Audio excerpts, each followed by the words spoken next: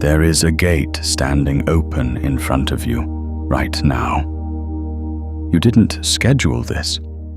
You didn't plan for today to be the day everything shifted. But something brought you here. Something in you recognized the address of this transmission before your conscious mind had any idea what was waiting inside it. And that recognition, that pull, that sense of arriving somewhere you were already supposed to be, that is the first sign. That is the gate announcing itself. Because here is what almost no one understands about the moments that change everything. They don't announce themselves with trumpets. They don't arrive with a calendar notification or a warning label. They arrive quietly, almost casually, disguised as an ordinary afternoon. You're sitting where you're sitting right now. You pressed play on something. And the universe, which has been waiting for precisely this configuration of your readiness, opens a door in the middle of your Tuesday. There is a state of consciousness that exists beyond the ordinary frequency of human thinking. Not above it in the sense of superiority, beyond it in the sense of dimensionality. The way a doorway exists beyond the wall, not better than the wall, but opening into something the wall can never access.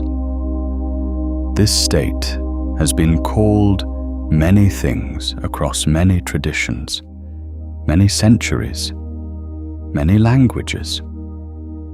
Today, we are going to call it what it actually is. We are going to strip away the mysticism and the mythology and the centuries of misunderstanding and look at it with the clean, precise eyes of someone standing at the threshold. We are going to call it the God state. And before you let your mind do what minds do, before it categorizes, qualifies, dismisses, or inflates what those words mean, I want you to stay right here at the edge. Because the God state is not a religious concept. It is not an ego concept. It is not a destination for special people or enlightened masters or those who have suffered enough or prayed enough or meditated for 10,000 hours. It is a quantum state. It is a specific, measurable, crossable threshold in consciousness. It is the other side of a gate that is standing open right now. And the single most important thing I can tell you in the first moments of this transmission is this.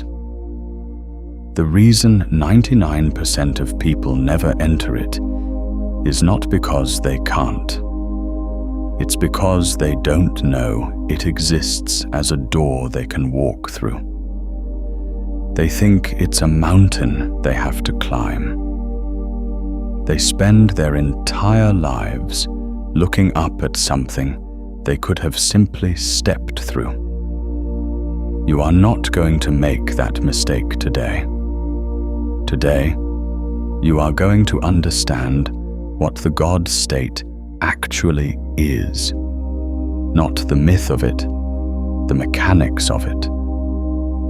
You are going to understand why it changes everything about how you think, how you perceive, how you create, how you move through reality. You are going to understand what is on the other side of this gate and why crossing it means you can never go back to thinking the way you used to think. And then, and this is the part that matters most, you are going to cross. One version of you pressed play on this transmission. A different version will finish it. Let's begin. There is something happening in your consciousness right now that you may not have a name for. A kind of pressure. A sense that the way you've been thinking, the strategies, the frameworks, the mental loops you've been running, are reaching the end of their usefulness. Like software that was designed for a different operating system, still running, still processing, but slower now, glitchier, more effort for less result. You've noticed this.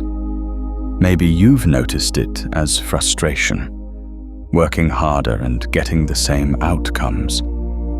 Maybe you've noticed it as a kind of restlessness, a feeling that something fundamental needs to change, but you can't quite locate what.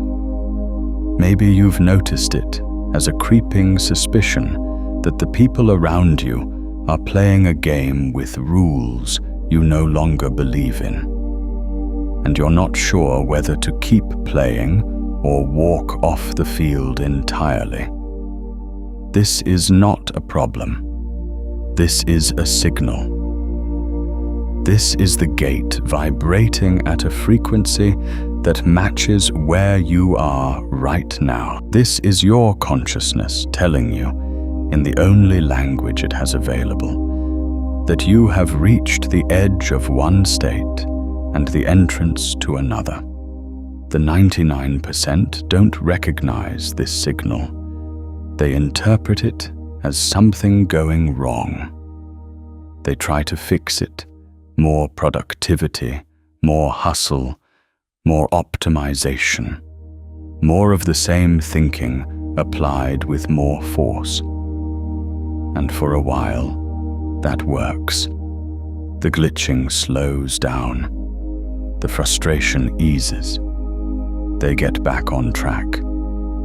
But the track leads back to the same place, and the signal returns, louder this time, more insistent, because the gate doesn't close. It waits, and it keeps sending the signal until you either cross or you spend your life explaining to yourself why you chose to stay. The 1%, and we will talk about this number in precise terms throughout this transmission. The 1% recognize the signal for what it is. Not a problem, a portal. They don't try to fix the feeling of being at the edge. They lean into it. They ask what's on the other side, and then they step through. You are here because you are ready to be in that 1%, not ready in the sense of having all the answers, ready in the sense that your frequency has reached the threshold. The gate is open because you are a match for what's on the other side, and what's on the other side is a way of thinking, perceiving, and operating in reality that the 99% will never access, not because they're excluded, but because they never found the door.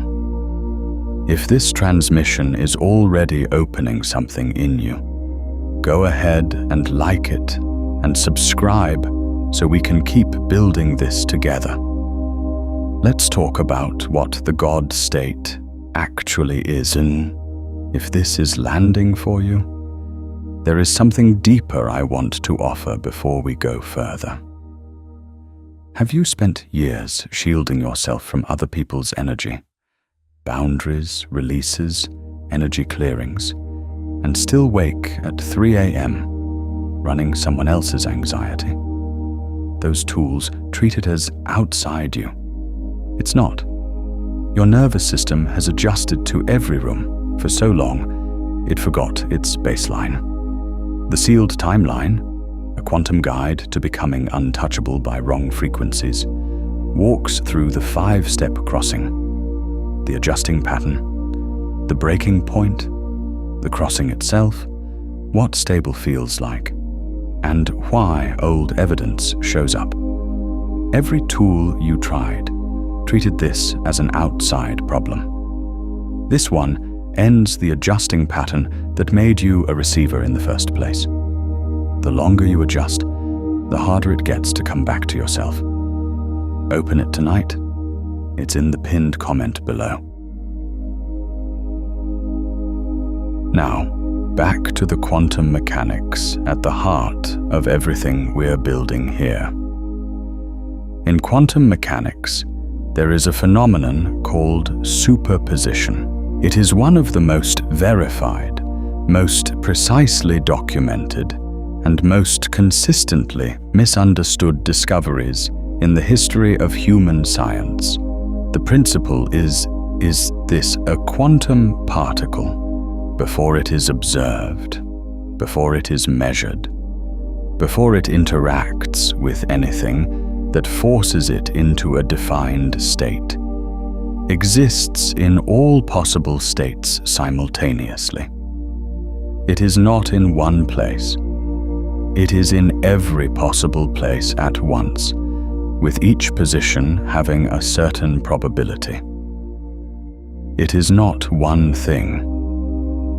It is all things, each with a certain likelihood of becoming the actual thing.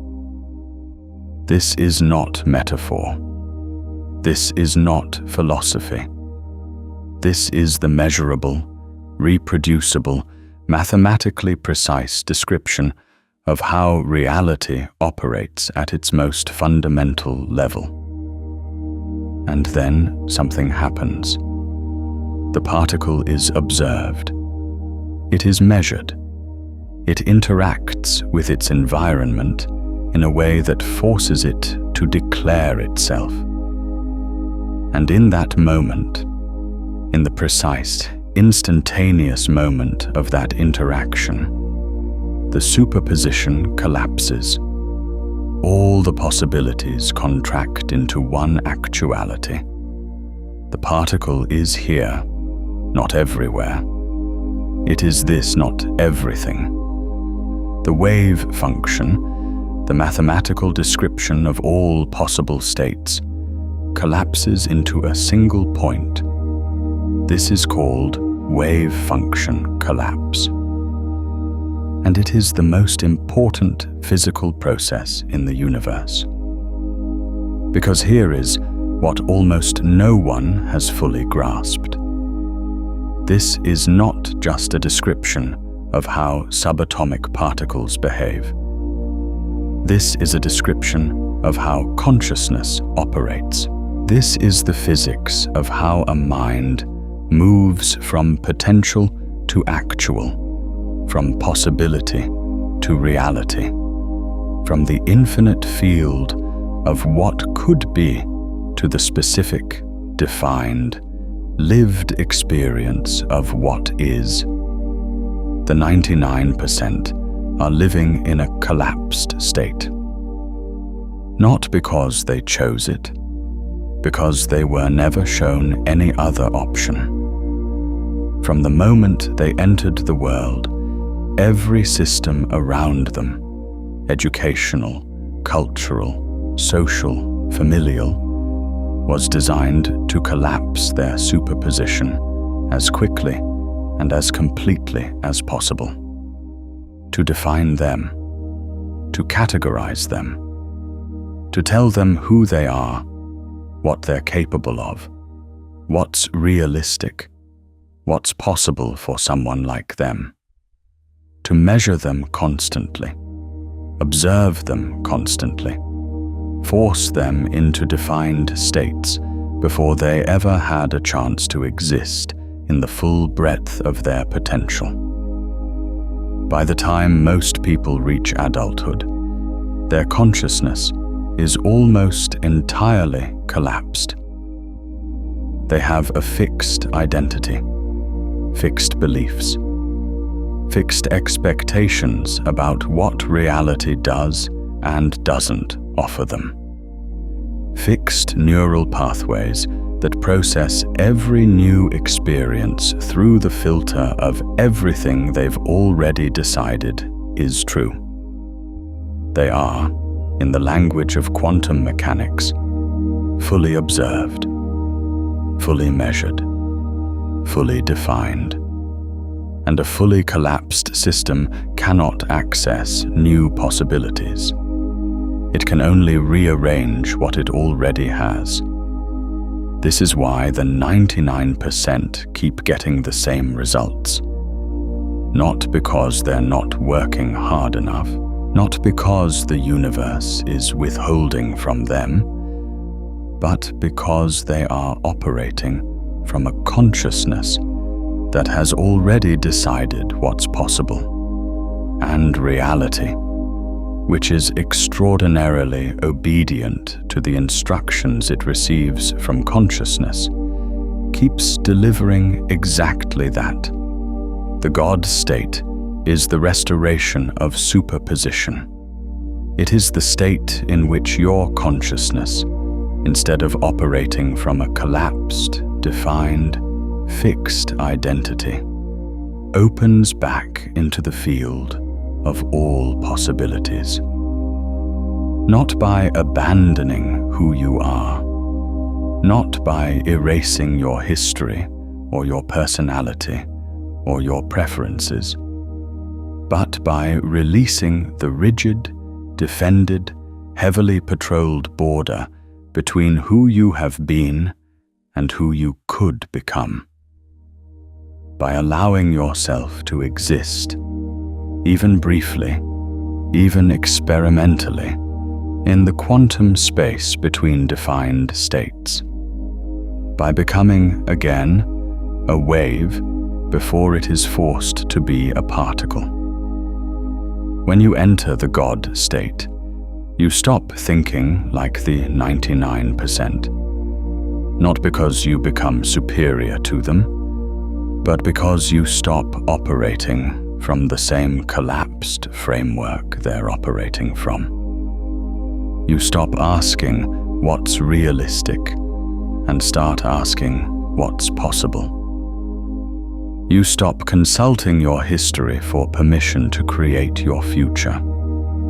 You stop mistaking the map, your beliefs, your identity, your past experiences, for the territory. You stop living in the echo chamber of your own previous conclusions. You start thinking from the field. And the field is infinite. Let me be precise about what I mean by the God state, because precision matters here. This is not a state of grandiosity. It is not a state of feeling superior or special or chosen. Those are ego states, and the ego is the very mechanism that keeps you in the collapsed condition. The God state is actually characterized by a profound dissolution of the ego's grip. Not the destruction of self, but the loosening of the ego's insistence that the self is fixed, defined, and limited to what it has already been. The God state is a state of expanded perception, where ordinary consciousness processes reality through the narrow filter of personal history and personal identity. The God state processes reality from a much wider aperture. Things that were invisible become visible. Connections that were obscured become obvious. Solutions that seemed impossible become straightforward, not because they changed, but because you can now see them. The God state is a state of non-reactive creation. The 99% are, for the most part, reactive. Something happens in their environment, and they respond from their conditioning. Someone says something, and the conditioned self fires back. An obstacle appears, and the conditioned self either fights it with the same strategies that have always been used, or collapses into the belief that the obstacle is proof of limitation. In the God state, you are no longer primarily reactive. You are primarily generative. You are not responding to reality from your past. You are creating reality from your vision. The God state is a state of quantum coherence, a term from physics that describes a condition in which the different parts of a system are operating in alignment, in phase, in a kind of synchronized harmony that allows the system to behave as a single unified entity rather than a collection of conflicting parts. Most people's consciousness is incoherent. Their thoughts say one thing, their feelings say another.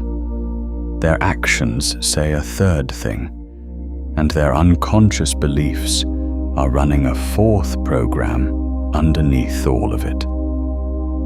The result is interference, like waves cancelling each other out. Effort without momentum, movement without direction.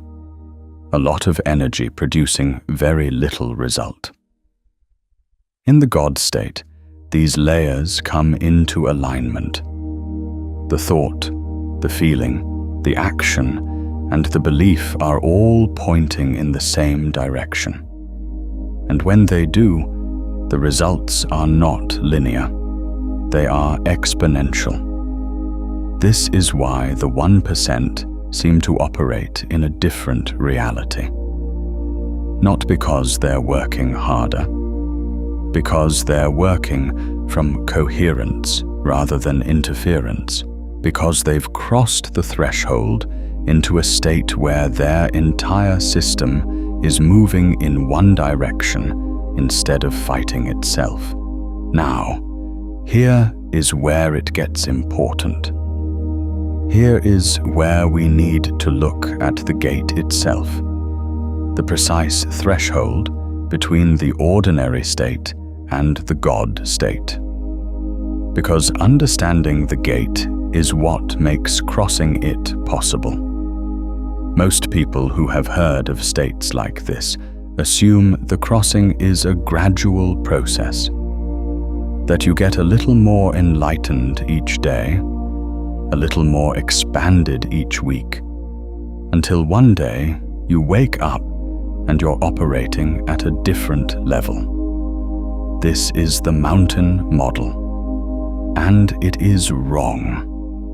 Not wrong as a general encouragement toward growth, but wrong as a description of how state changes actually happen. Because state changes, in physics, are not gradual. They are sudden. They are threshold events. Water doesn't gradually become ice. At 33 degrees Fahrenheit, it is liquid. At 31 degrees, it is solid. The transition between those two states happens at a precise threshold, and it happens all at once. The entire system reorganizes simultaneously, not molecule by molecule, gradually, over time, all at once, at the crossing point. This is a phase transition, and consciousness undergoes phase transitions in exactly the same way. You don't gradually enter the God state. You cross a threshold into it. There is a before and there is an after. There is a moment where you are standing at the gate and a moment where you have stepped through. And on the other side of that threshold, The reorganization is complete, not partial, not in progress, complete. This is why the transmission you are in right now is structured as a crossing, not as a curriculum. You are not here to learn about the God state incrementally. You are here to cross into it. The understanding we're building is not a ladder. It's the approach to the gate. Each section of this transmission brings you closer to the threshold until the threshold is right in front of you, and all that remains is the step. But before we take the step, we need to understand what we are stepping away from. Because the gate has two sides, and you cannot fully appreciate what's on the other side until you are completely clear about what you're leaving behind.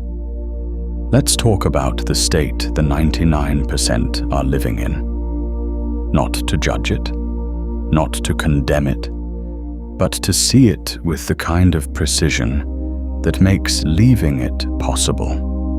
The ordinary state of human consciousness, what we might call the default state, the conditioned state, the collapsed state, is characterized by a specific and deeply consistent set of operating principles.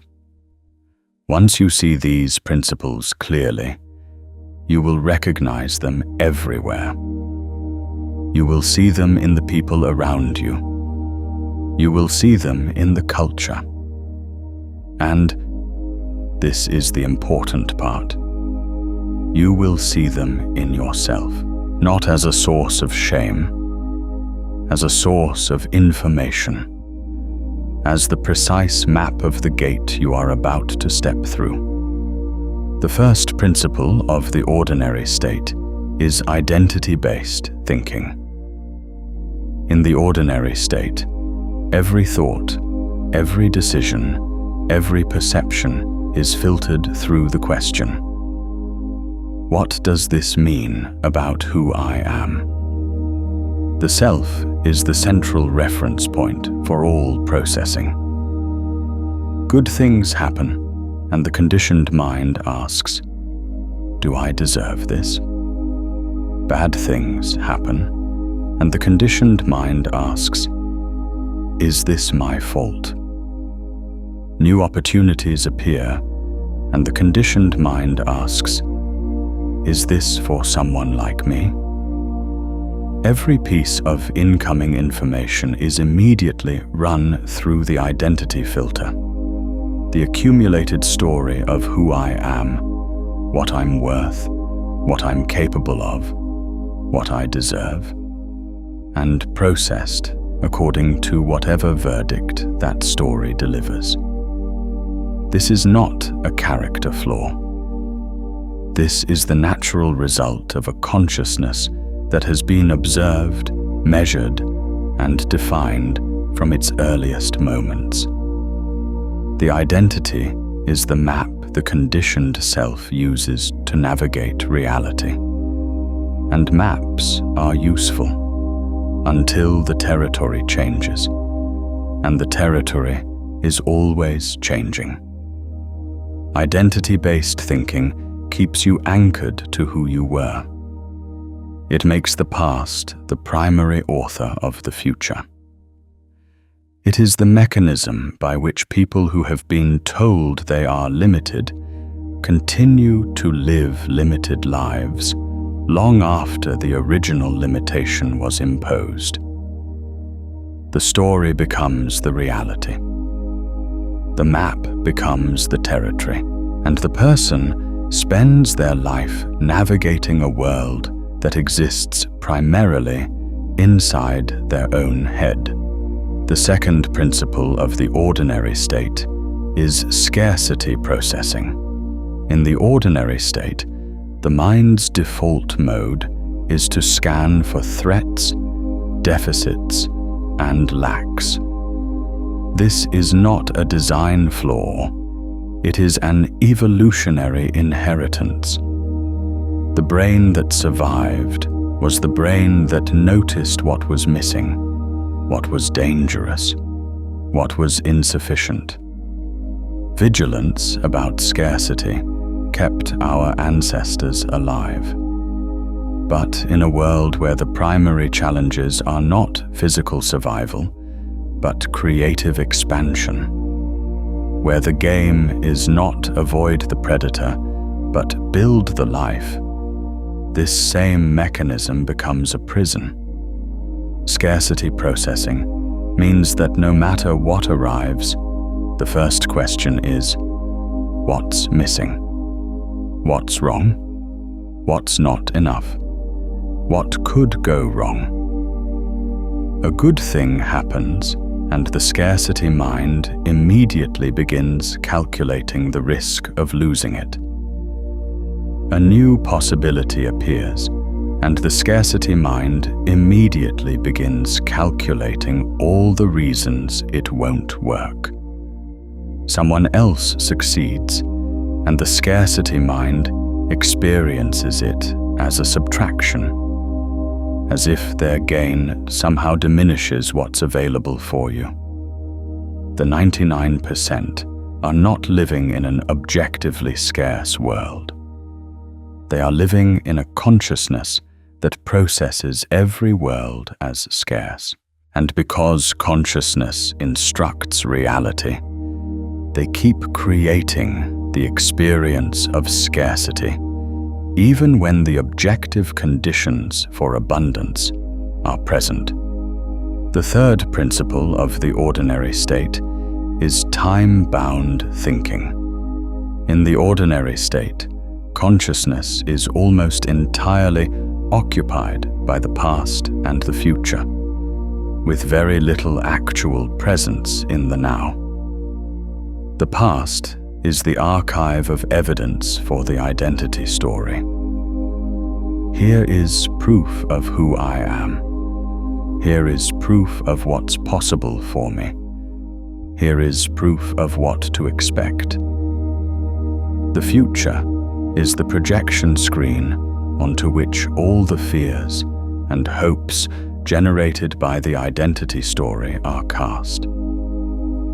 And the present, the only place where reality actually exists, the only place where creation actually happens, the only place where the gate actually stands, is largely bypassed.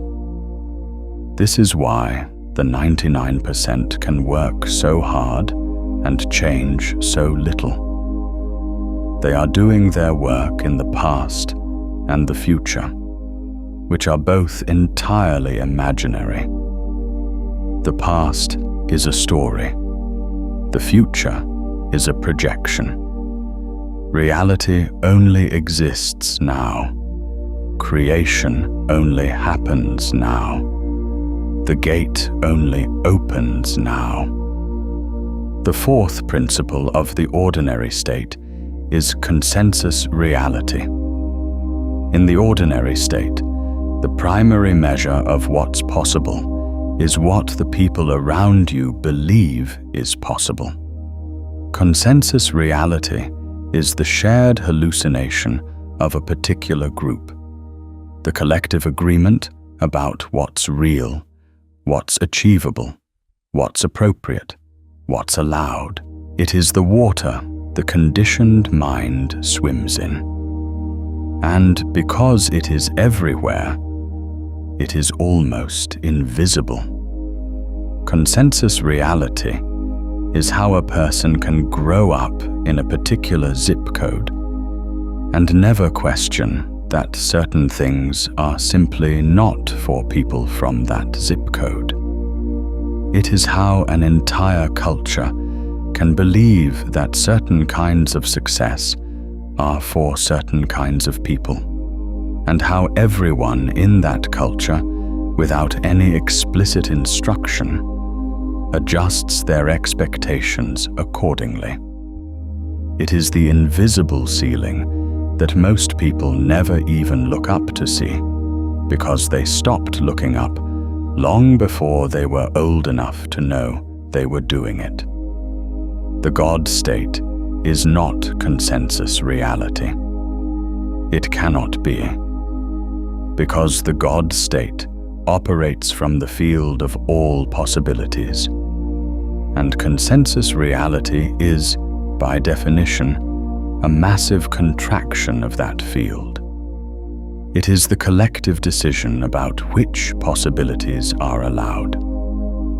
And the 1%, the people who have crossed the threshold into the God state, do not take their instructions about what's possible from the collective decision. They take their instructions from the field itself. This is what looks like genius from the outside. This is what looks like luck or talent or some mysterious quality that other people have, and you don't. It is none of those things.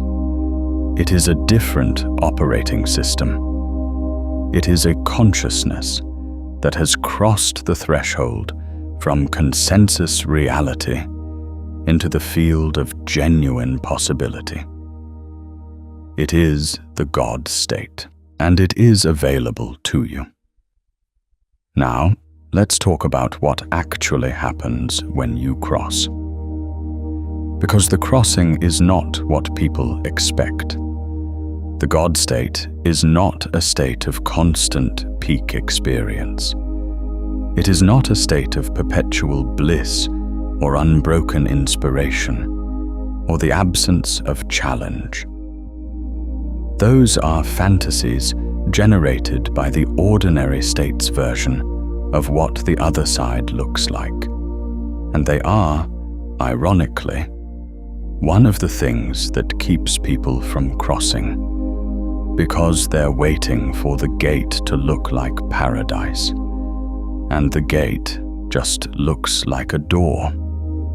What actually changes when you enter the God state is the layer from which you are operating, not the circumstances of your life necessarily, at least not immediately. The layer, the depth from which your consciousness is running its processes. In the ordinary state, you are operating from the surface, from the layer of thoughts, reactions, conditioned responses, identity stories, and consensus beliefs. This is the layer that is most visible, most familiar, most socially legible. It is the layer that other people can see and evaluate and respond to. And because it is the most visible layer, most people assume it is the most important layer. They spend all their energy managing it, optimizing it, performing it. But it is not the most important layer. It is the outermost layer.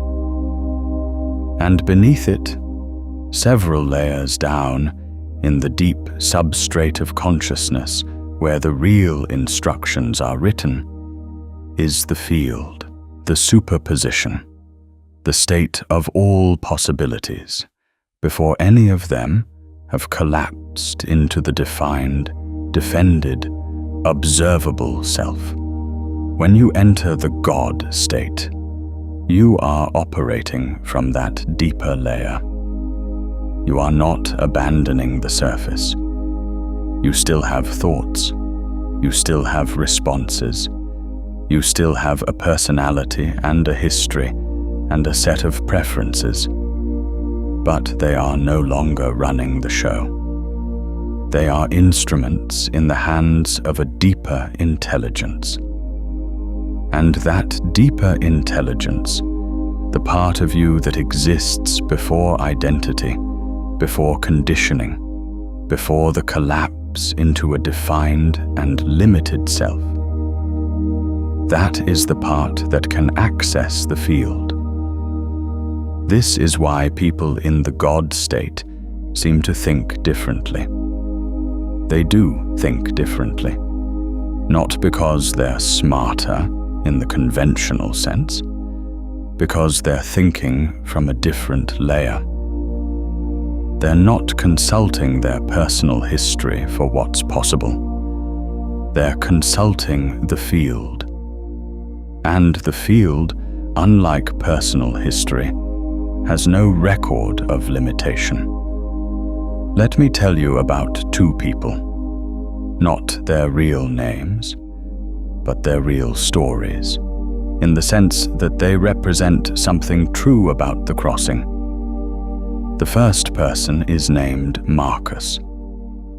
Marcus is 41 years old, and by every external measure, he is successful. He runs a business that generates real money. He has a family he loves. He has friends who respect him. He has checked every box on the list that his particular cultural context told him to check.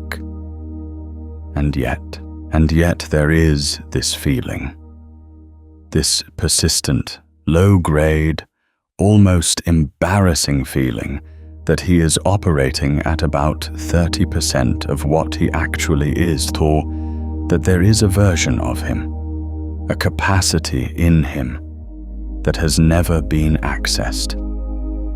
That every morning he wakes up and puts on the same costume, the successful businessman, the reliable provider, the guy who has it together.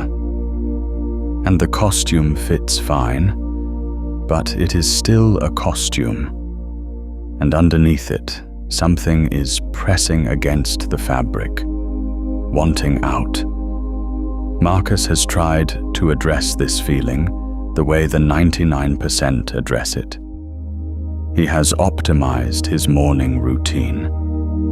He has read the books. He has hired the coaches.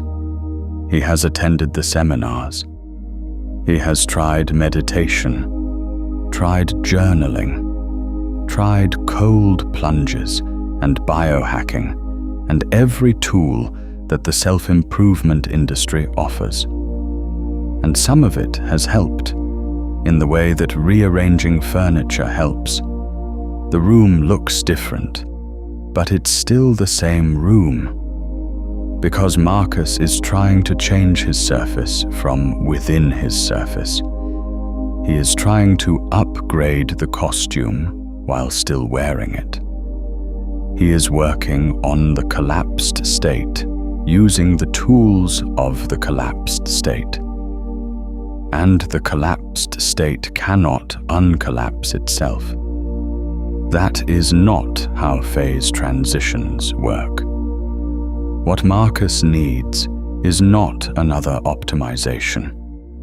He needs a threshold. He needs to find the gate. The second person is named Elena.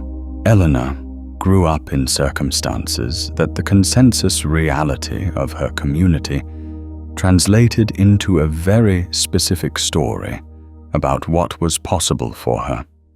The story was not cruel, it was just small. It said, people from here do this kind of work, live in this kind of neighborhood, have this kind of life. And Elena, who was brilliant and perceptive and deeply alive in ways that her environment had no framework for, absorbed the story the way children absorb everything, completely, without resistance, as if it were simply the description of reality, rather than one particular community's agreement about reality. She spent her 20s trying to live inside the story and feeling the wrongness of it, the way you feel a shoe that's the wrong size, not dramatically, not in a way you'd necessarily complain about, but constantly, with every step. She tried to stretch the story. She tried to expand the edges of what was allowed. She tried to be a bigger version of the small story and found that the small story had very effective mechanisms for keeping itself small. And then one day, not a dramatic day, not a day anything particularly notable happened, something in Elena's consciousness reached a threshold. She was sitting somewhere ordinary, doing something ordinary, and she became aware, with a sudden, sharp, almost physical clarity, that the story she had been living inside was not reality. It was a story, and stories can be changed, not gradually, not by negotiating with the story on its own terms, but by stepping outside it entirely, by finding the door that the story had always insisted wasn't there. Elena found the gate, and she crossed it.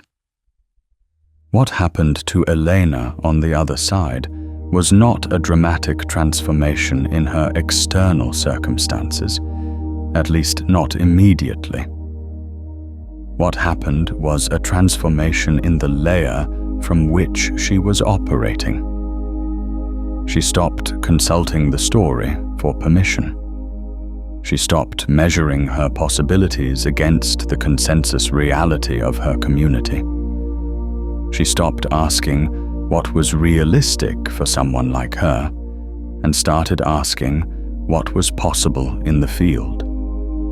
And the field, which had been waiting patiently, as fields do, responded immediately. Not with magic, with the natural consequence of a consciousness that has expanded its aperture. She could see things she couldn't see before.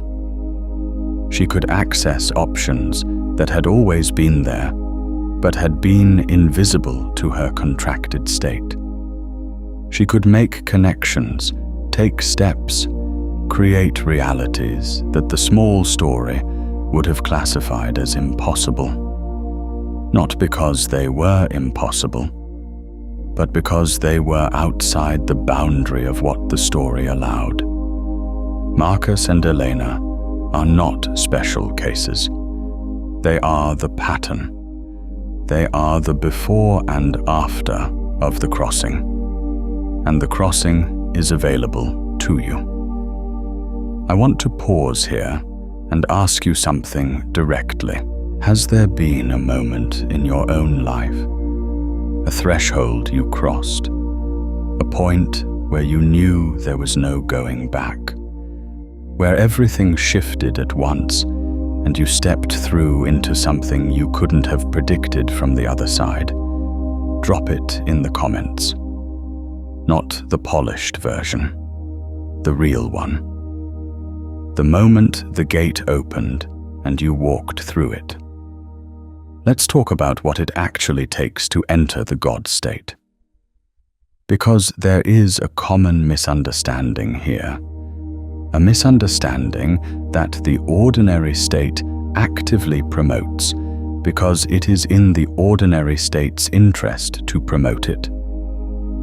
The misunderstanding is that the God state requires extraordinary effort, extraordinary suffering, extraordinary preparation, that you have to earn it, that you have to be ready, that you have to do enough work on yourself before you're allowed through the gate.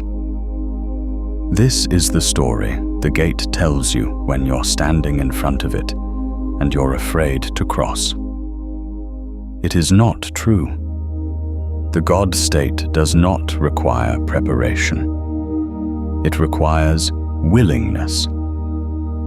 These are not the same thing. Preparation is something you do in the ordinary state to try to make yourself worthy of the crossing. Willingness is the act of crossing. One keeps you at the gate indefinitely. The other takes you through it. This is not to say that understanding doesn't matter. Clearly it does. Or we would not be spending this transmission building it. But understanding is not preparation in the sense of making yourself worthy. Understanding is the approach to the gate.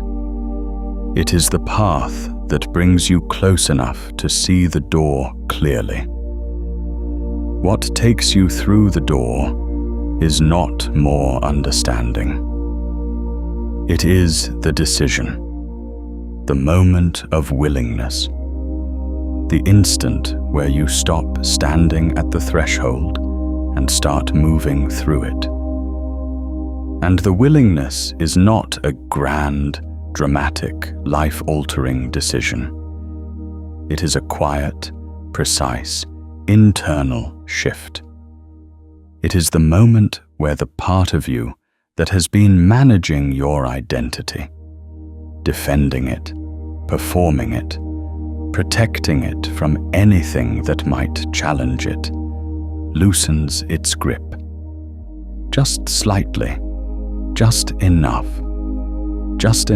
to allow a crack of light from the other side to enter.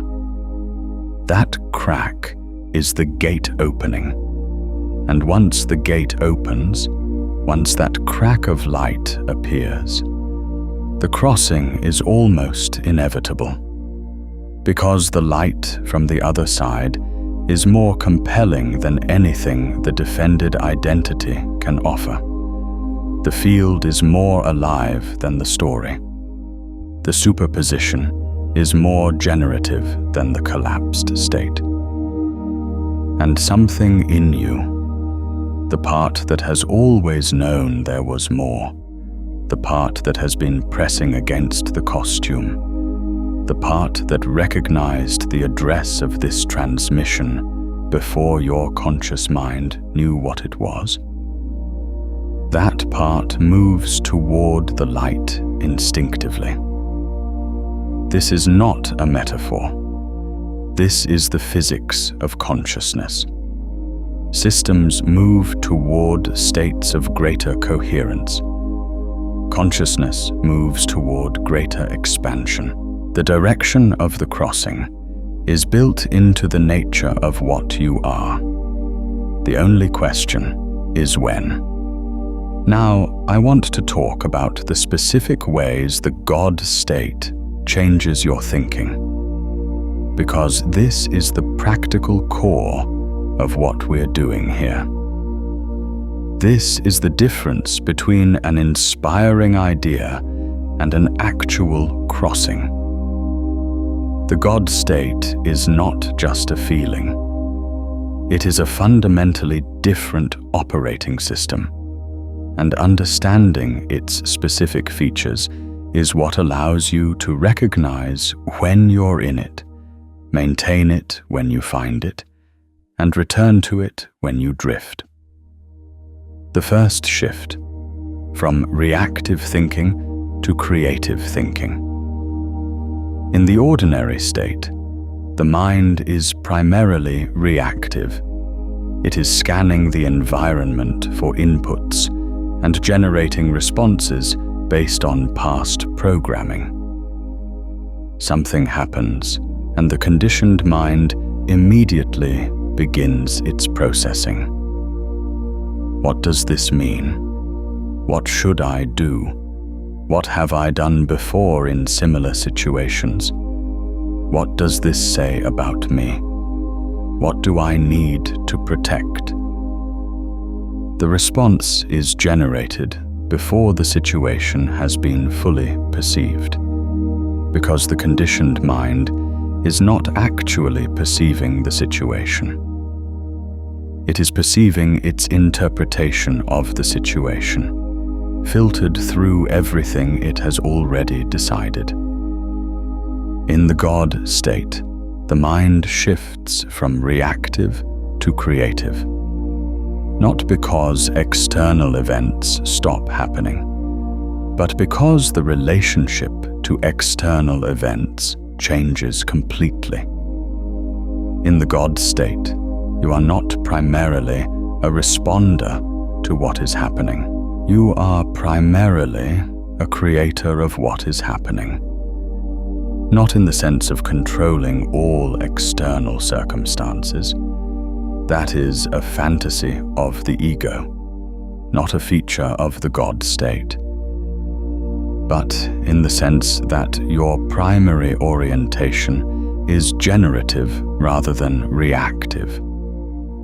You are asking not what does this mean about what's already true, but what does this make possible that wasn't possible before? This shift alone, from reactive to creative, produces results that look miraculous from the outside. Because a creative mind, operating in a world full of reactive minds, has an almost unfair advantage. The reactive minds are all playing defense. The creative mind is playing a different game entirely. The second shift, from problem-focused to solution-focused thinking. This is related to the first shift, but distinct. In the ordinary state, the mind is exquisitely good at identifying problems. This is the scarcity processing mechanism in action, scanning for what's wrong, what's missing, what's broken. And the mind that is focused on problems is very good at finding them. It finds them everywhere. It finds them in situations that don't contain them. It finds them in possibilities before they've been tried. It finds them in people before they've spoken. The problem-focused mind is never short of problems. It is, in a very real sense, generating the problems it is looking for. In the God state, the orientation shifts, not to denial of problems.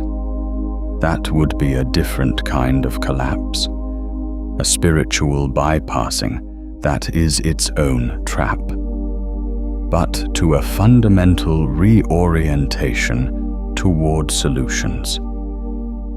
The God state mind, when it encounters a problem, does not begin cataloging the problem's dimensions and implications and historical precedents.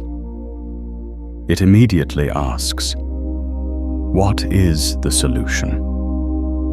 Not what is the realistic solution, not what is the solution that someone like me can access, not what is the solution that my past experience suggests is available, but what is the solution? Full stop.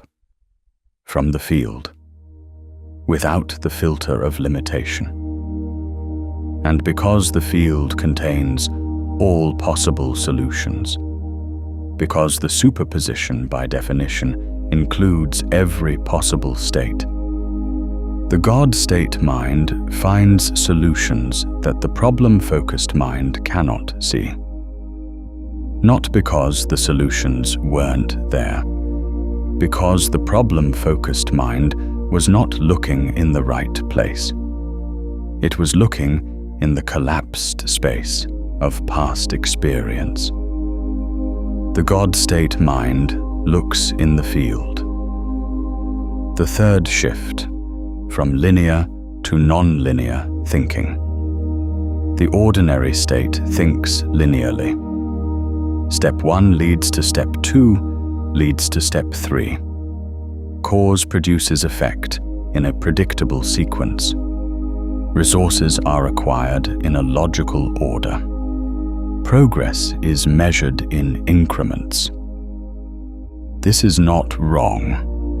Linear thinking is a useful and necessary mode for certain kinds of tasks, but it is profoundly limiting as the primary mode of operation in a non-linear reality. Reality is not linear. Quantum mechanics makes this explicit.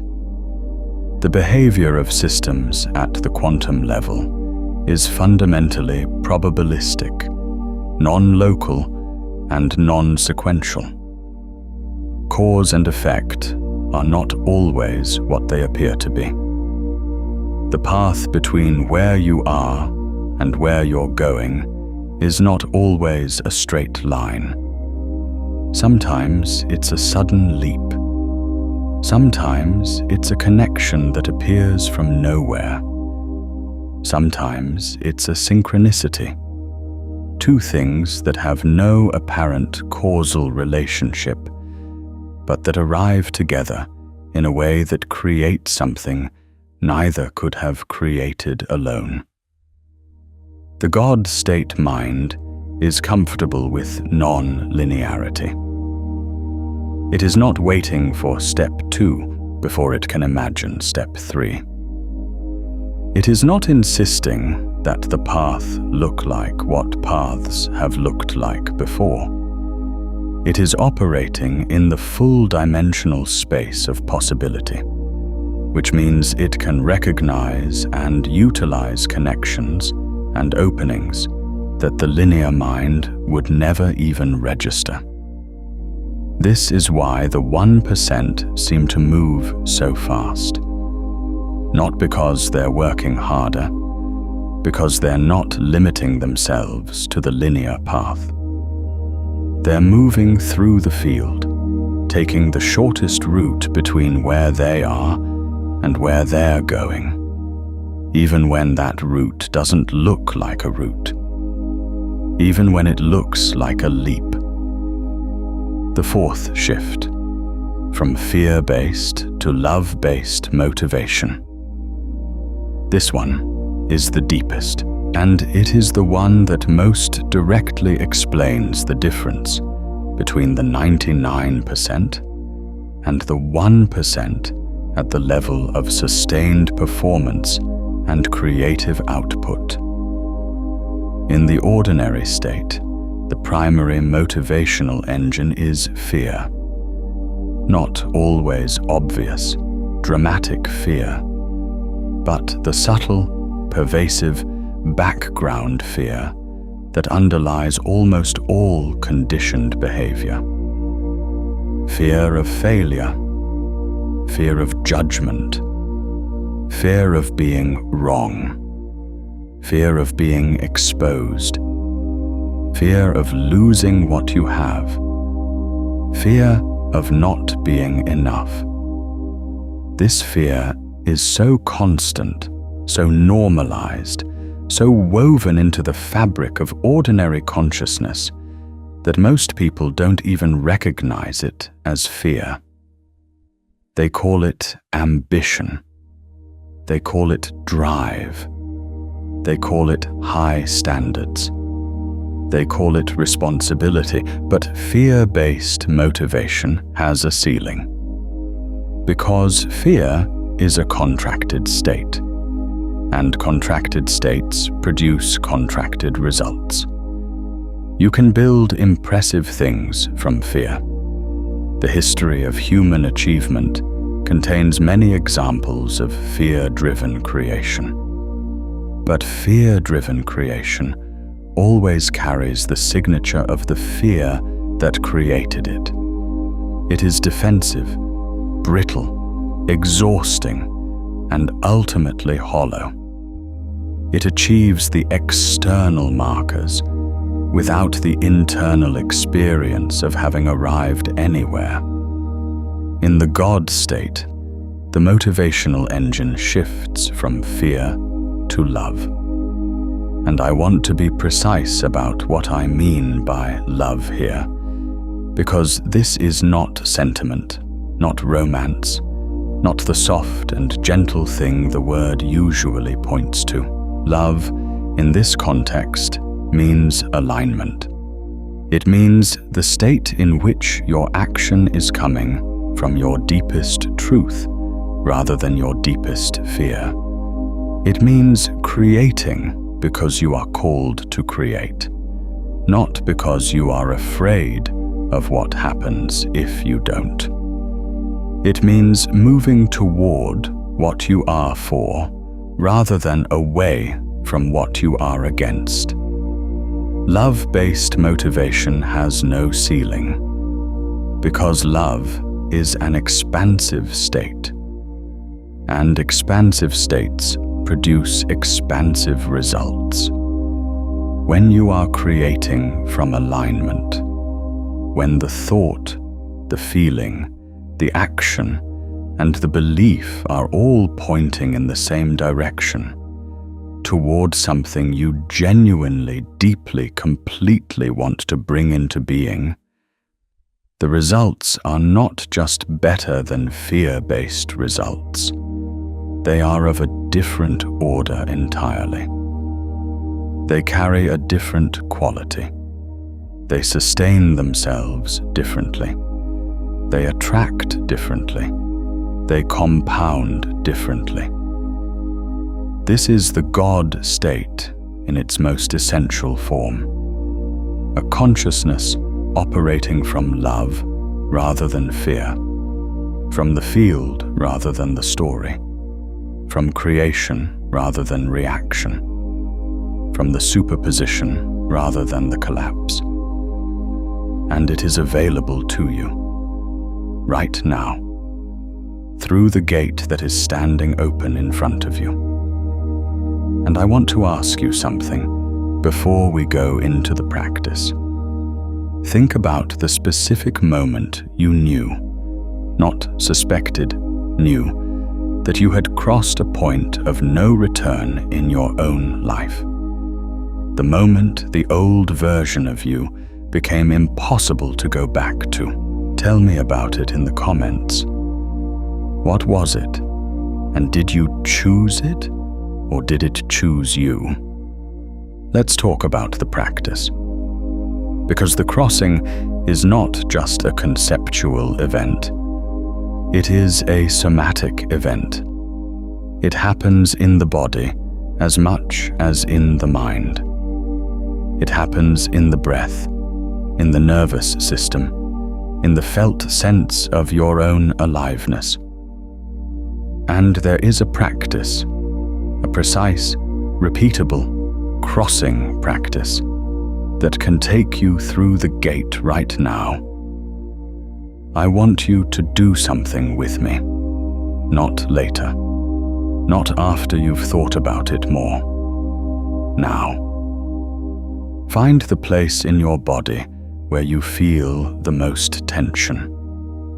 Not the most pain necessarily, but the most holding. The place where your body is gripping something. For most people, this is somewhere in the chest, or the throat, or the solar plexus. Find it. Don't try to release it yet. Just locate it. This tension is the gate. Not a metaphor. This physical sensation is the precise location in your body where the conditioned self is maintaining its grip, where the collapsed state is being held in place by the muscular, neurological, biochemical machinery of your physical form. This is where the story lives. This is where the identity is defended. This is where the superposition was collapsed, and where the collapse is being maintained, moment by moment, by the body's constant low-level contraction. Now, without trying to fix it, without trying to release it, without doing anything to it at all, just look at it the way you would look at something you've never seen before, with curiosity, with openness, without judgment, without the need for it to be different from what it is. Notice what happens. For most people, just the act of looking, of bringing pure, non-judgmental attention to the place of holding, produces a subtle shift, The tension doesn't disappear, but it changes quality. It becomes more porous, less defended, less insistent on maintaining itself. This is the beginning of the crossing. This is the gate responding to your attention. Now, I want you to ask yourself a question, and I want you to ask it from the place of tension, from inside the gate itself, not from your thinking mind, from the body, from the holding, from the gripping. The question is this: what is this protecting me from? Don't think about the answer. Feel for it. Let it arise from the body, from the tension, from the place where the conditioned self is maintaining its grip. What is the fear that this holding is protecting you from? What is the thing that the identity, the story, the collapsed state is working so hard to prevent? Let it surface. Whatever it is, let it be what it is without trying to fix it, or argue with it, or reassure yourself that it's not true. Just let it be present. And now comes the crossing. I want you to take a breath. Not a forced breath, not a dramatic breath, just a breath that goes a little deeper than the place where the tension lives, a breath that goes underneath the holding. That passes through the gate. And as you breathe, I want you to consider, just hold the possibility that what is on the other side of that tension is not danger, not the thing the fear is protecting you from, but space, openness, the field, the superposition, the state of all possibilities that exists before the collapse. The thing the conditioned self is most afraid of is not what it thinks it's afraid of. It is not failure. It is not judgment. It is not loss. The thing the conditioned self is most afraid of is its own dissolution.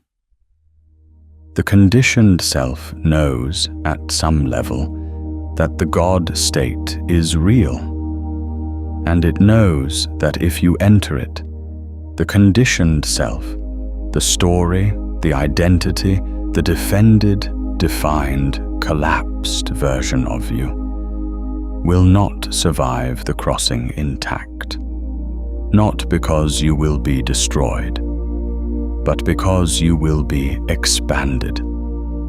And the conditioned self, which has organized its entire existence around staying the same, experiences expansion as annihilation. This is the guardian at the gate. This is the fear that keeps the 99% standing at the threshold instead of crossing it. Not a fear of the world, a fear of their own becoming, a fear of what it means to be more than the story has allowed. And here is what I want you to know, right now, at the gate. That fear is the gate. The fear itself is the threshold. The thing you are afraid of crossing is the crossing. When you feel the resistance, when the conditioned self tightens its grip and tells you all the reasons to stay where you are, that is not a sign to stop. That is the sign that you are at the exact right place.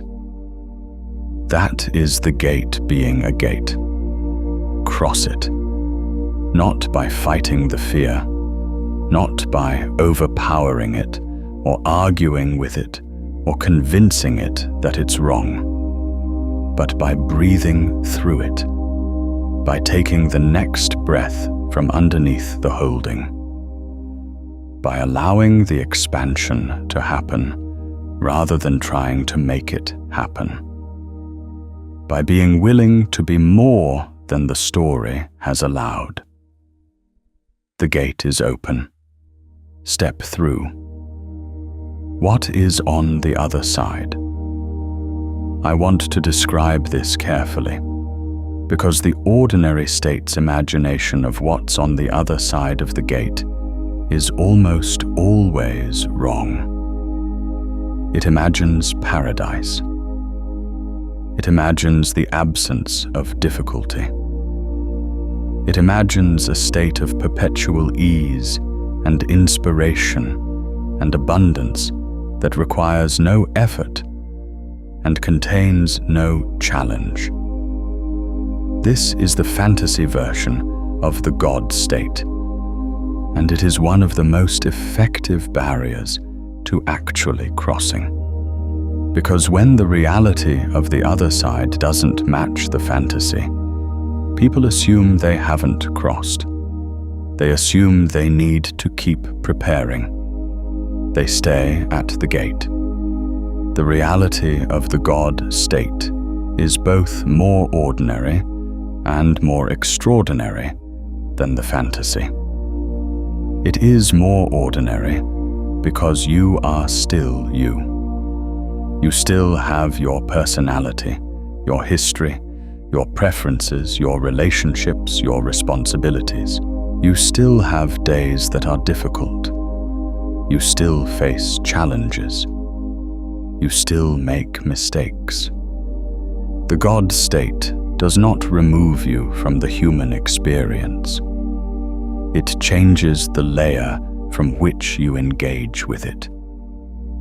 It is more extraordinary because the change in layer changes everything. Not in the way you expect, not all at once, not in a dramatic, visible transformation, but in the way that changing the foundation of a building changes everything about what can be built on top of it. The foundation is the same Sid.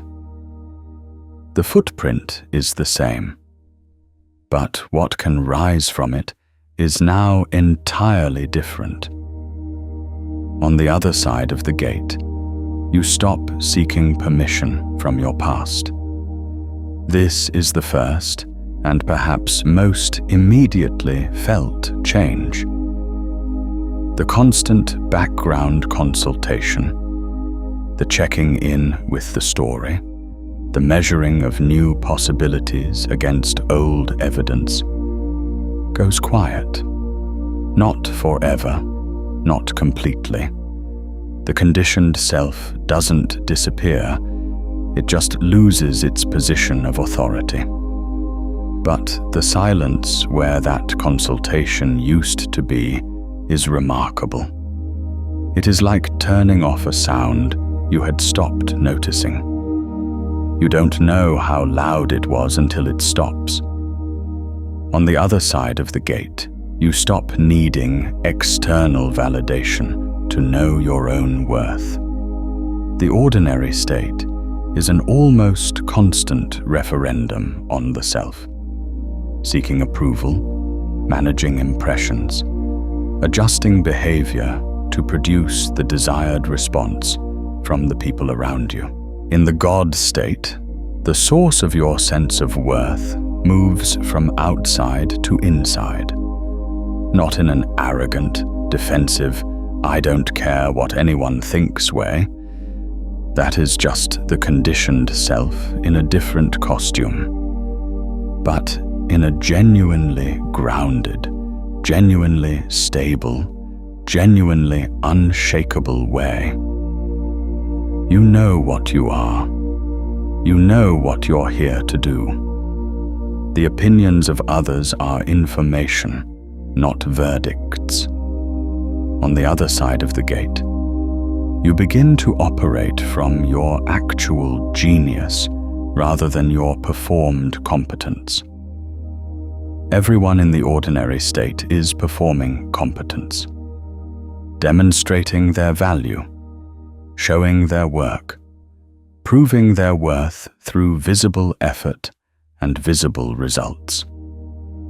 This performance is exhausting, and it is also, almost always, a shadow of what is actually possible. Your actual genius, the thing you are uniquely, specifically, unreplicably here to contribute, is not something you perform. It is something you are. And it only becomes accessible when the performance stops. When you stop trying to be impressive and start being real. When you stop managing your image and start inhabiting your actual nature. The God state is where your actual genius lives, not as a reward for having worked hard enough, as the natural expression of a consciousness that has stopped contracting itself into the shape of other people's expectations. On the other side of the gate, your relationship to time changes. Not literally. You still have 24 hours in a day, the same as everyone else. But your experience of those hours changes completely. In the ordinary state, time is a resource that is always running out. There is never enough of it. The to-do list is always longer than the day. The urgency is always present. In the God state, time becomes something different, not infinite, but spacious. There is a quality of presence in the God state that makes each moment feel complete in itself, rather than a stepping stone to the next moment. And paradoxically, this presence, this quality of being fully in the now rather than rushing toward the future, produces more in less time than any amount of frantic, ordinary state effort.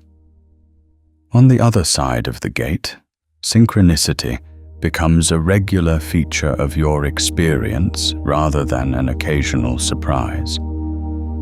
In the ordinary state, synchronicities happen, but they are interpreted as coincidences. Pleasant, perhaps, but not meaningful, not reliable, not something you can count on. In the God state, you understand synchronicity for what it is, the field responding to your coherence. When your thought, feeling, action, and belief are all aligned, when you are operating from the superposition rather than the collapse, reality organizes itself around that coherence in ways that look, from the outside, like luck. They are not luck. They are the natural consequence of a consciousness that has stopped sending contradictory signals to the field and started sending a clear, coherent, unified intention. The 1% who operate from the God state are not luckier than other people. They are more coherent. And coherence is the mechanism by which the field delivers what it has always been ready to deliver. Now, let's address something directly. Because there is a version of what I've been describing that the conditioned mind will try to convert into a performance, a new identity, a new story to replace the old story. The God state becomes a thing to achieve, a status to attain, a new costume to wear. And the person who was previously performing the identity of the limited self begins performing the identity of the enlightened self. This is not the God state. This is the ordinary state with new furniture. The God state is not an identity. It is a mode of operation. It is not something you become. It is something you access. And you access it not by adding something new to yourself, but by releasing the grip of what has been falsely defining you. The crossing is not an acquisition. It is a release. This is the paradox at the heart of the God state. And it is the paradox that the ordinary state finds most difficult to accept. You do not enter the God state by becoming more. You enter it by releasing the need to be more than you already are. The conditioned self is always in the process of trying to become, trying to acquire enough, achieve enough, be enough to finally feel like enough. The God state is the recognition that you already are, not in a passive, complacent sense, but in the sense that the field, the superposition, the state of all possibilities, is already fully present in you. It has always been there. The collapse was imposed from outside. The expansion is your natural state. The gate is not a door to somewhere you've never been. It is a door back to what you already are. Let me tell you what happened to Marcus. Marcus found the gate not through a dramatic crisis, but through a quiet conversation with himself that he had been avoiding for years. The conversation was this: what if the 30% I'm operating at is not a problem to be solved, but a gate to be crossed? What if the feeling of being in a costume is not evidence that I need a better costume, but evidence that I need to stop wearing one? He sat with that question. Not for hours, not for days. For about 4 minutes in his car before a meeting. 4 minutes of genuine, undefended contact with the truth of his own experience. And in those 4 minutes, something shifted, not everything, not dramatically, but something in the layer beneath the performance, something in the substrate of his consciousness, loosened. The grip released just slightly. The crack appeared. Marcus did not immediately transform. He drove into his meeting, and had the meeting, and went home, and had dinner, and went to sleep. But something was different. The next morning, when he sat down to work, he noticed that the consultation, the checking in with the story, the measuring of possibilities against past evidence, was quieter. Not gone, quieter. And in the silence where the consultation used to be loudest, he noticed something he had not noticed before. An idea. Not a practical, incremental, this is what comes next idea. A genuine, field-sourced, this is what I'm actually here to do idea. He almost dismissed it. The conditioned self immediately began its processing. This is not realistic. This is not what I do. This is not how it works. This is not for someone like me. But the crack was there. The light was coming through. And Marcus, for the first time in a very long time, chose the light over the story. What happened next was not magic. It was not overnight success. It was the natural consequence of a consciousness that had crossed a threshold. He started seeing possibilities that had always been there. He started making connections that had always been available. He started moving with a coherence that his previous interference had prevented. And over time, not a long time, but a real time, the results began to reflect the change in the layer. Marcus did not become a different person. He became more fully himself. The costume came off. The 30% expanded, not to 100%. That is not a meaningful number, but to something that felt, for the first time, like the actual size of what he was.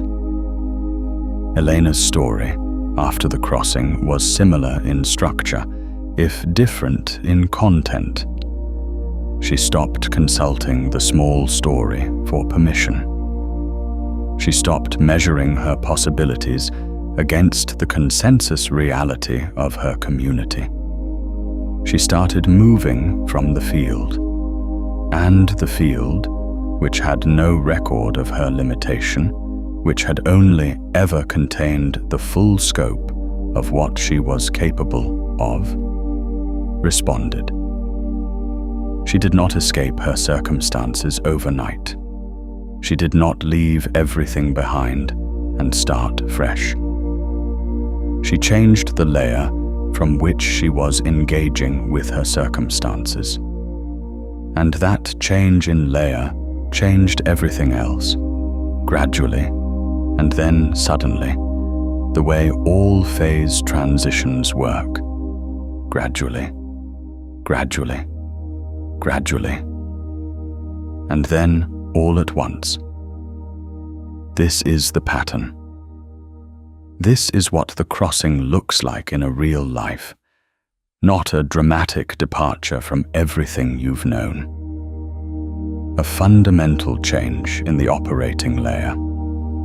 A shift from the collapsed state to the field. From the story to the truth. From the costume to the self. And then the results follow.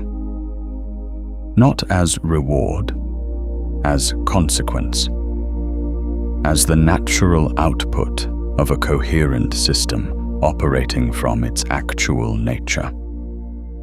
You are standing at the threshold of this right now, not metaphorically, actually. The fact that you have been in this transmission for this long, the fact that something in you recognized the address and kept moving toward it, is not an accident. It is the field communicating with itself. It is the part of you that already exists on the other side of the gate, reaching back through the transmission to guide the part of you that is still standing at the edge. The gate is open. And I want to speak now to the specific things that might be holding you at the edge. Because the gate is open, but the conditioned self has very effective strategies for keeping you standing in front of it without crossing. And if we are going to complete this crossing together, we need to name those strategies clearly. The first strategy is the strategy of more preparation. The conditioned self says, I'm not ready yet. I need to understand more. I need to do more work on myself. I need to be further along before I can access the God state. This is the infinite preparation loop, and it is one of the most effective ways the conditioned self maintains its position. Because preparation feels like progress, It feels like you're moving toward the gate. But preparation that is designed to delay crossing is not actually moving you toward the gate. It is movement that stays on the same side of the gate, creating the sensation of progress without the reality of crossing. You are ready, not because you have everything figured out. You don't, and you never will. And figuring everything out is not the prerequisite for crossing. You are ready because you are here. Because the gate opened for you. Because the frequency of your readiness matched the frequency of the other side. The gate does not open for people who are not ready. It opened for you. The second strategy is the strategy of what if it doesn't work? The conditioned self says, what if I cross and nothing changes? What if the God state is not real, or not available to me, or not what I think it is? What if I go through all of this and I'm still the same? This is the scarcity processing mechanism applying itself to the crossing itself, scanning for the risk, calculating the downside, protecting against the possibility of disappointment. Here is what I want you to consider. What is the cost of not crossing?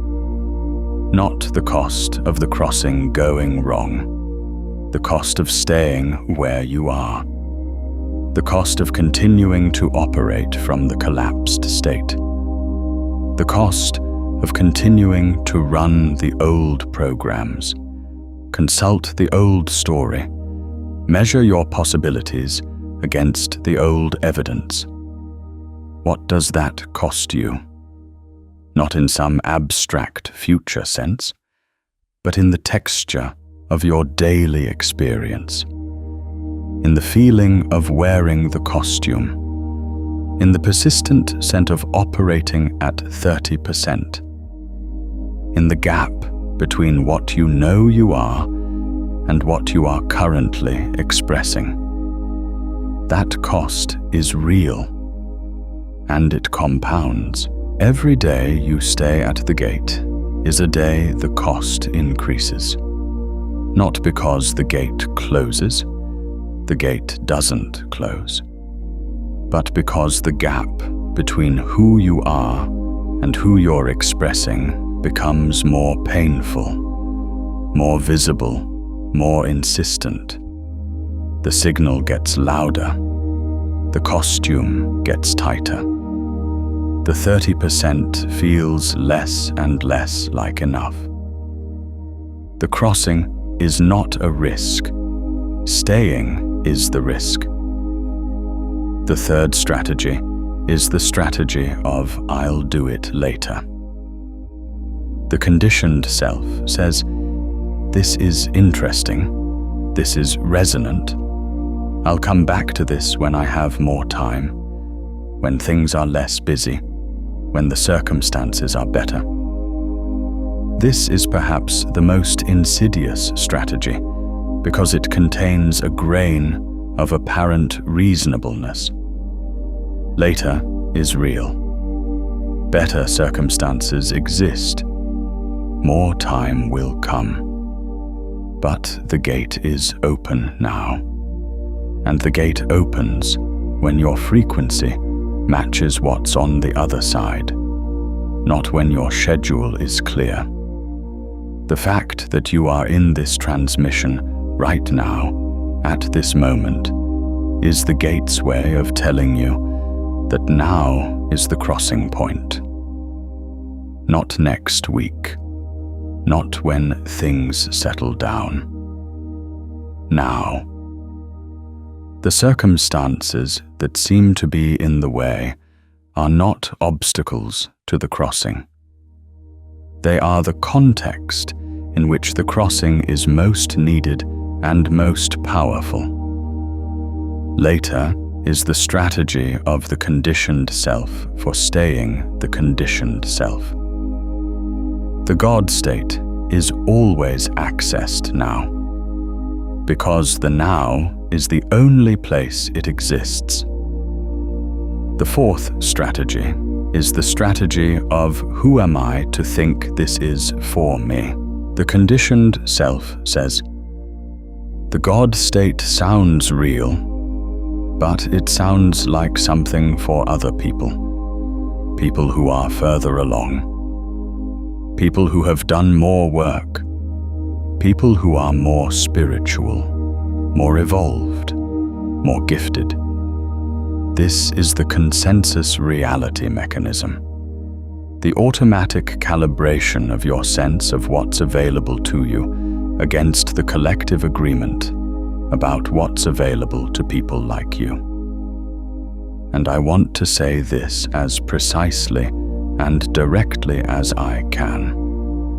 The God state is not for certain kinds of people. It is not a reward for the spiritually advanced, or the intellectually gifted, or the financially successful, or the sufficiently healed. It is the natural state of consciousness before it was collapsed. It is what you already are, beneath the story. The question is not whether you are the kind of person who gets to access it. The question is whether you are willing to release the story that says you're not. You are the kind of person who gets to access it. You always were. The gate has been standing open for you for longer than you know. Now, I want to talk about what happens in the days and weeks after the crossing. Because the crossing is a threshold event, instantaneous, complete, but the integration is a process. And understanding the integration is what allows you to maintain the God state, rather than drifting back to the ordinary state. The conditioned self does not disappear after the crossing. It remains. It has been the primary operating system for your entire life, and it has deep roots in your neural pathways, in your body's habitual tensions, in your social relationships, in your daily routines. After the crossing, the conditioned self will attempt to reassert itself. It will attempt to recolonize the space that the expansion has opened. It will present its old programs with renewed urgency, because the threat of the God state to the conditioned self's position of authority is now more real than it has ever been. This is normal. This is expected. This is not evidence that the crossing didn't happen or that it didn't work. It is the natural process of a system reorganizing itself after a phase transition. The old structure resisting the new configuration. The way to navigate this is not to fight the conditioned self. Fighting it gives it energy. The way to navigate it is to return again and again to the practice, to the breath that goes underneath the holding, to the question that asks what this is protecting you from, to the willingness to be more than the story allows. Each return to the practice reinforces the new configuration. Each moment of choosing the field over the story strengthens the neural pathways of the God state. Each act of creating from love rather than fear deepens the coherence. The integration is not a battle.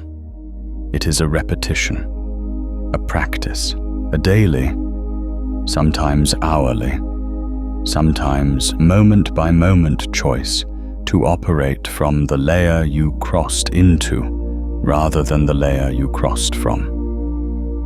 And over time, and this is the part that the 99% never get to experience, because they never cross far enough to stay long enough to see it.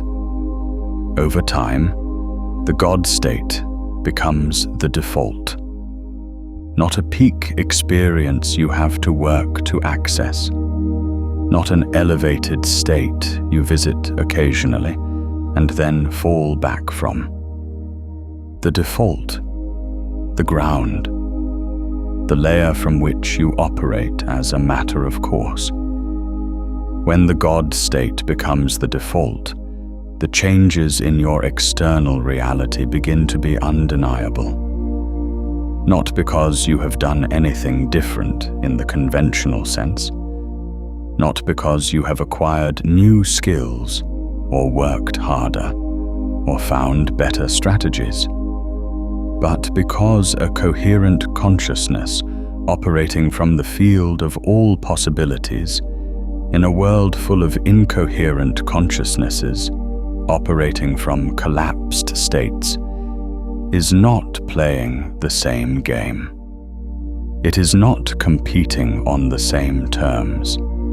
It is not limited by the same ceilings. The 1% who operate from the God state consistently are not superhuman.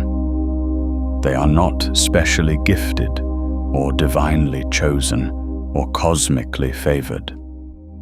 They are operating from the God state consistently. That is the entire difference. That is the whole explanation. The God state, consistently inhabited, produces 1% results, not because of some mysterious advantage, but because of the simple, clean, quantum mechanical reality that a coherent system operating from the superposition has access to possibilities that a collapsed system cannot see. You now have access to this, not eventually.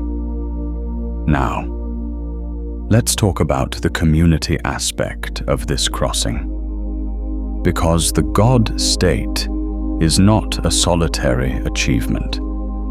It is not a private enlightenment. It is a shift in the layer from which you engage with everything, including the people around you. And the people around you will notice. Some of them will be drawn to what they see in you. They will feel the coherence. They will sense the expansion. They will not necessarily be able to articulate what is different, but they will feel it, the way you feel the difference between being in a room with someone who is fully present and someone who is somewhere else. The God state is a quality of presence that is palpable. It changes the atmosphere of the spaces you move through. It changes the quality of the conversations you have. It changes the nature of the relationships you attract and maintain. Some of them will be unsettled by it. The conditioned self in others recognizes the God state as a threat to its own position, not consciously, not with malice, but instinctively. People who are deeply invested in the consensus reality of the collapsed state will feel the implicit challenge of your expansion. They may try to pull you back. They may become critical, dismissive, concerned. They may tell you that you've changed, and they will not mean it as a compliment. This is information, not a reason to contract back into the old story, but information about the nature of the relationships in your life, and which ones are built on the foundation of who you were versus which ones are built on the foundation of what you actually are. The God state does not isolate you. It reorganizes your connections. The people who were in your life because of the story, because of the collapsed identity, the performed competence, the managed impression, may drift away, and the people who are in resonance with your actual nature, the ones who can meet you in the field rather than just in the story, will arrive. Not as a reward, as a consequence, as the natural reorganization of a social reality around a coherent rather than incoherent center. You will not be alone in the God state, but you will be in different company. And that company, the community of people who are operating from the field, who have crossed their own thresholds, who are creating from love rather than fear, who are thinking from the superposition rather than the collapse. That community is one of the most powerful amplifiers of the God state that exists.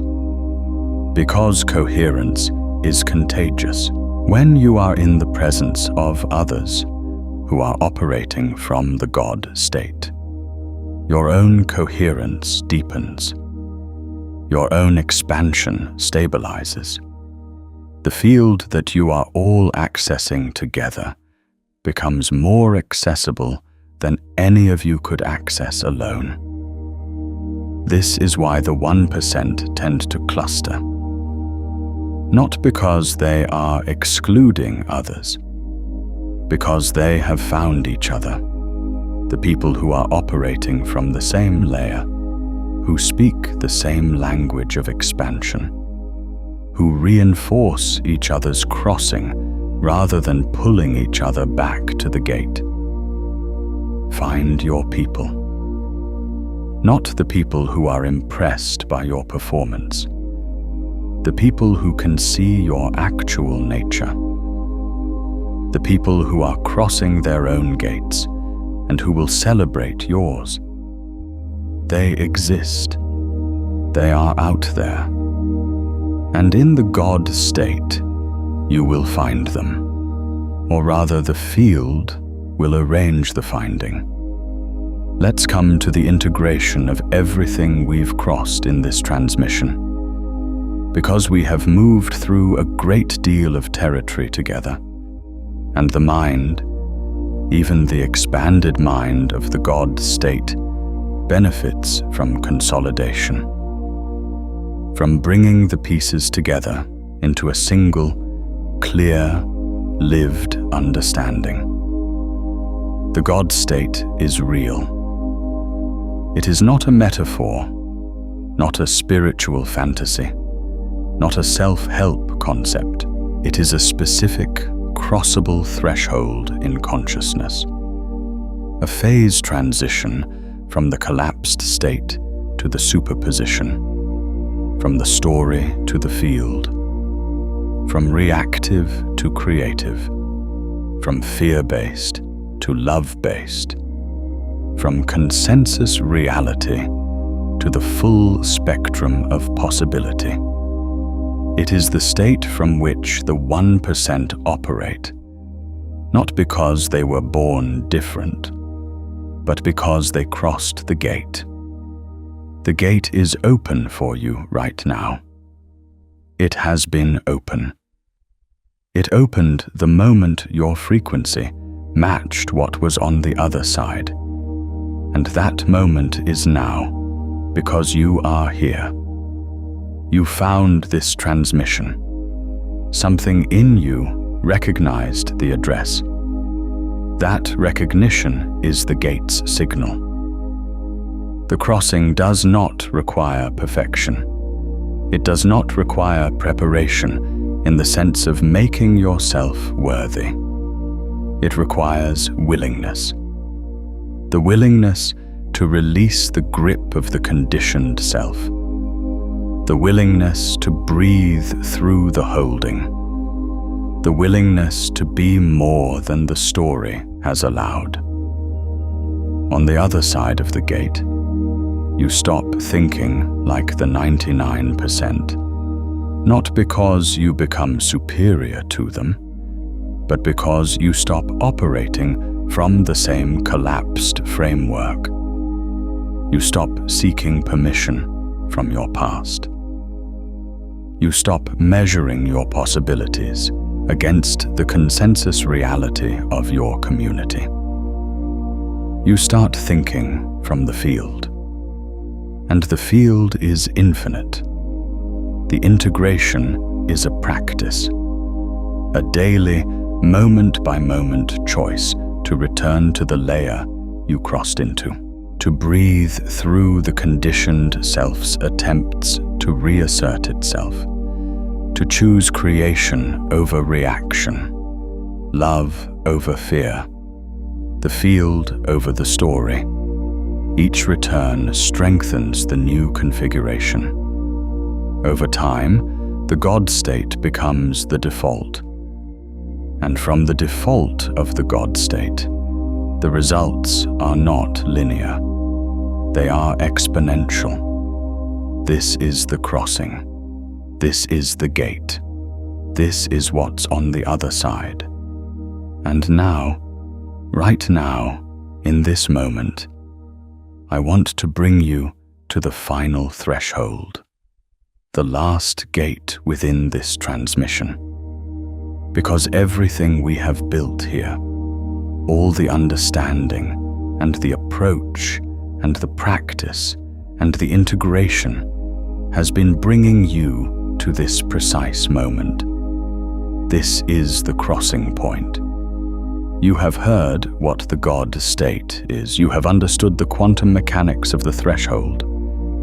You have felt the gate in your body, the tension, the holding, the place where the conditioned self is maintaining its grip. You have been through the parable of Marcus and Elena. You have done the practice. You have been shown what's on the other side. There is nothing left to understand. There is only the step. And the step is not a physical action. It is not something you do with your hands, or your feet, or your calendar.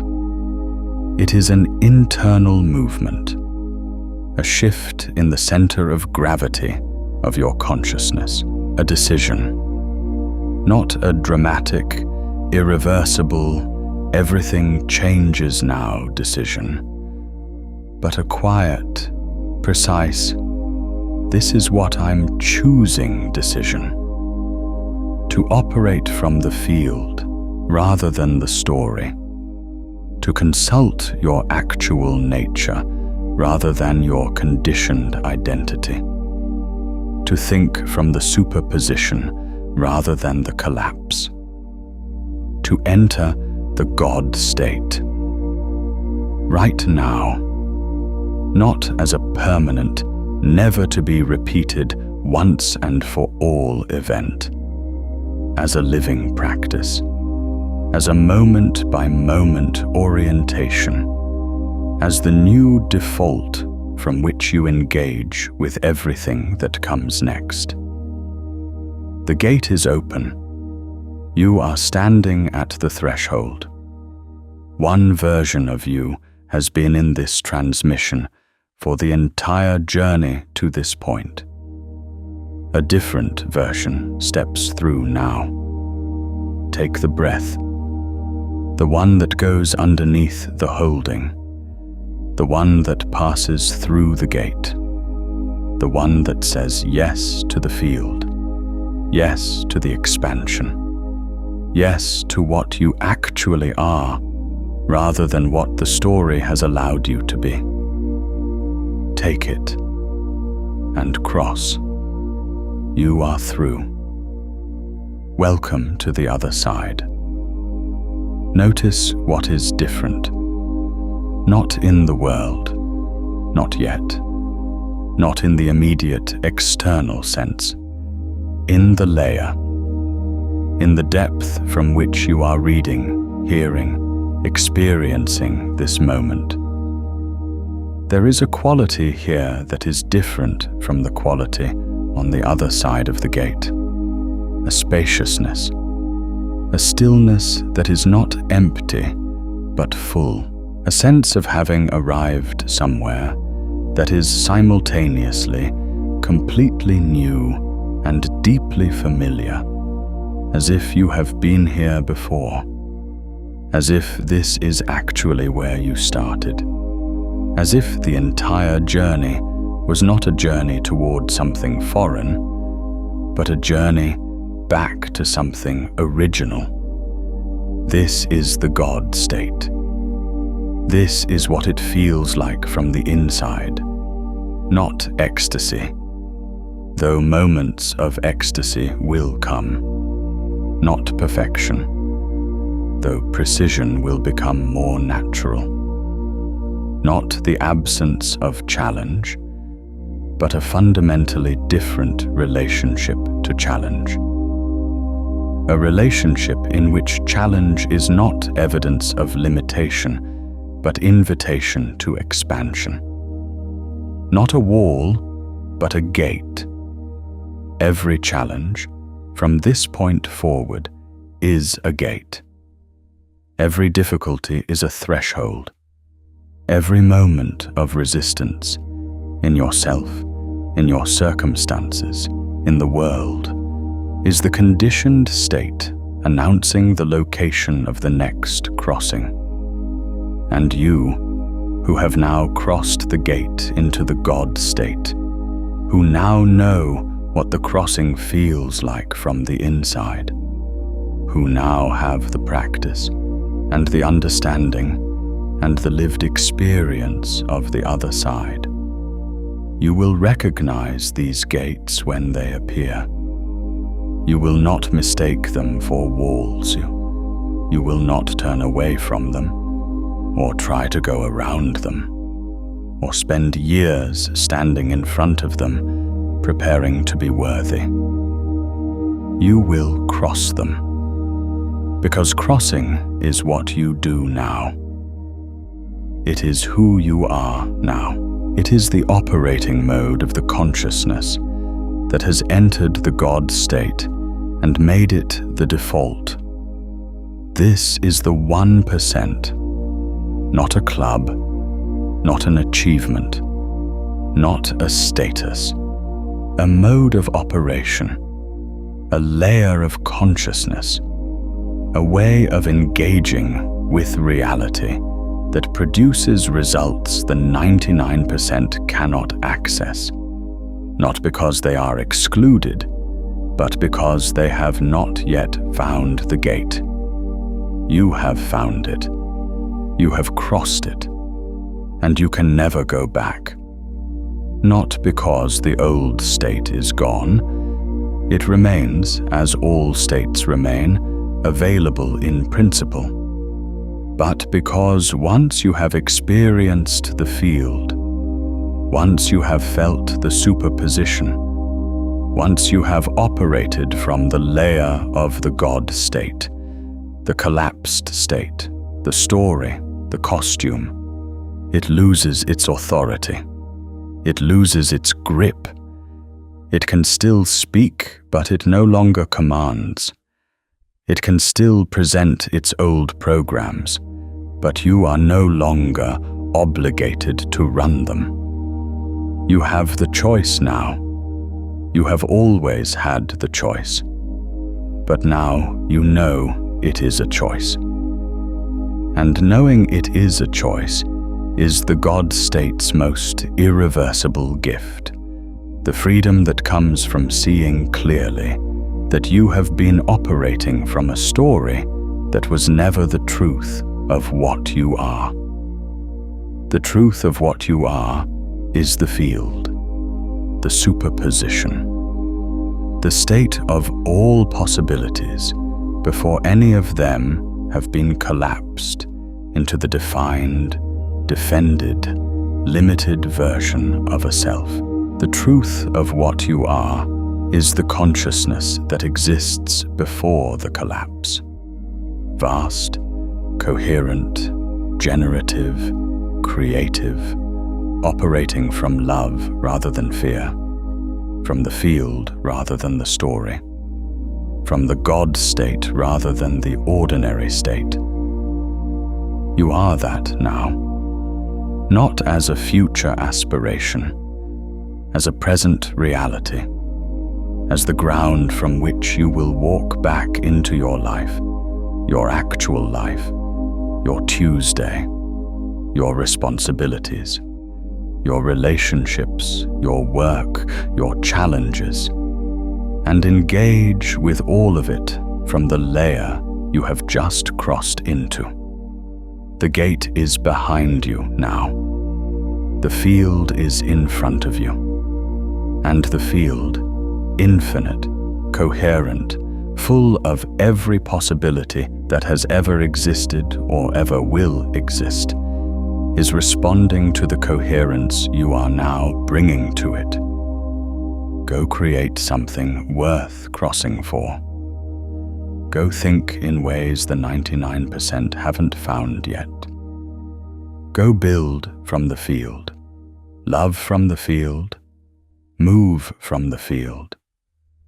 Go be the 1%, not as an identity, but as a practice, not as a costume, but as the truth of what you have always been and are now, finally, fully, irreversibly choosing to express.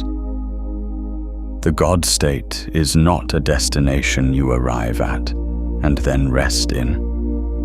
It is a living threshold you cross again and again, every day, every moment, choosing the field over the story, the expansion over the contraction, the truth over the costume. And every time you cross, you go deeper. Every time you choose the field becomes more accessible. Every time you operate from the God state becomes more stable.